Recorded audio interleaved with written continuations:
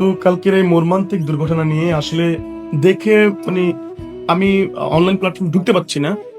চোখের পানি, কান্না, মানুষের কান্না, হাহাকার, এত কান্না, এত যে ফুলের মানে ফুলগুলা ঝরে গেছে, বাচ্চাগুলা তাদের মা বাবার ভিতরে কেমন লাগছে বুঝতে পারছেন। আসলে আমাদের বাংলাদেশ যদি এমন চলতে থাকে তাহলে আমরা তো আর এই দেশে বসবাস করতে পারবো না। আপনি সেই বিষয়ে কি বলতে চাচ্ছেন মায়া শালী?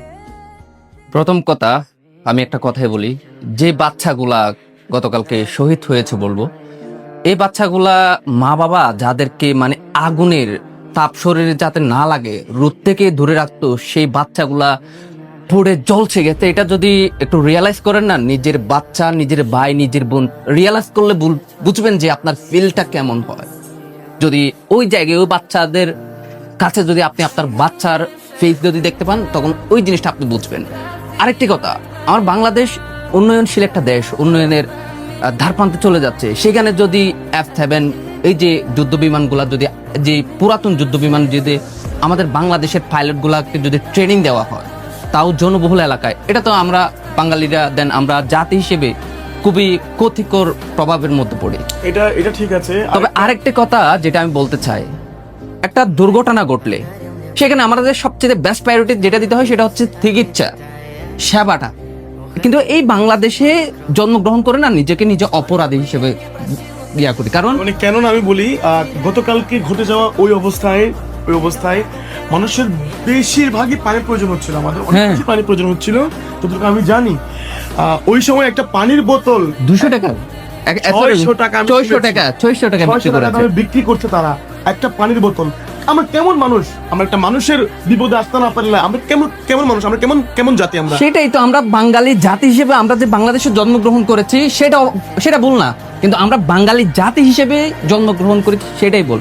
কারণ এই বাংলাদেশে দেখেন একটা বিষয় হয় কি, কোন একটা দুর্ঘটনা ঘটেছে যেখানে সেবা দেওয়ার, যেখানে মানুষের পাশে গিয়ে চিকিৎসা সেবাটা নেওয়া দরকার, সেখানে চলে রাজনীতি। বা এই বিষয়টা সবচেয়ে খারাপ লাগে। এই জিনিসগুলো আসলে খুব দুঃখ নিয়ে বলছি, কারণ আমাদের হয়তো ভবিষ্যতে বাংলাদেশে থাকা হবে না, আমাদের জেনারেশন যারা আছে থাকা হবে না। দেশ যদি এমন ভাবে চলে তাহলে আমরা আসলে টিকতে পারবো না এখানে। আমাদের আগামী প্রজন্মগুলো কি করবে তারা? আমি আসলে কি বলবো, বলার আমার কোনো ভাষা নাই, আমি ভাষা হারিয়ে ফেলেছি।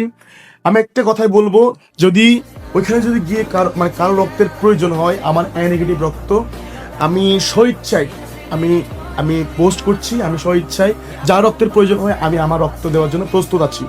তবে সবার কাছে একটা রিকোয়েস্ট, অন্তত এই জিনিসটাকে নিয়ে আপনারা রাজনীতিতে না ঢুকিয়ে আপনারা যতটুকু পারেন, এই যারা চিকিৎসক আছে যাদের যা প্রয়োজন আপনারা ওভাবে তাদের পাশে দাঁড়ান, দেন চিকিৎসককে আপনারা একটু স্পেস করে দেন। কারণ চিকিৎসক যেটা পারবে রাজনীতি ব্যক্তিবর্গ এটা পারে না কখনো। যে যার জায়গায় সবচেয়ে বেস্ট।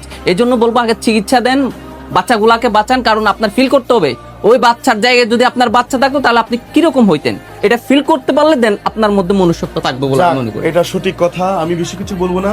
তাদের জন্য অনেক দোয়া করছে, যারা আহত হয়েছেন এবং যারা ইন্তেকাল করেছেন তাদের আত্মার মাগফিরাত কামনা করছি, এবং যারা আহত অবস্থায় আছেন তাদের জন্য অনেক আল্লাহর কাছে অনেক প্রার্থনা করি যাতে তারা খুব শীঘ্রই তাদের মায়ের বুকে ফিরে যায়।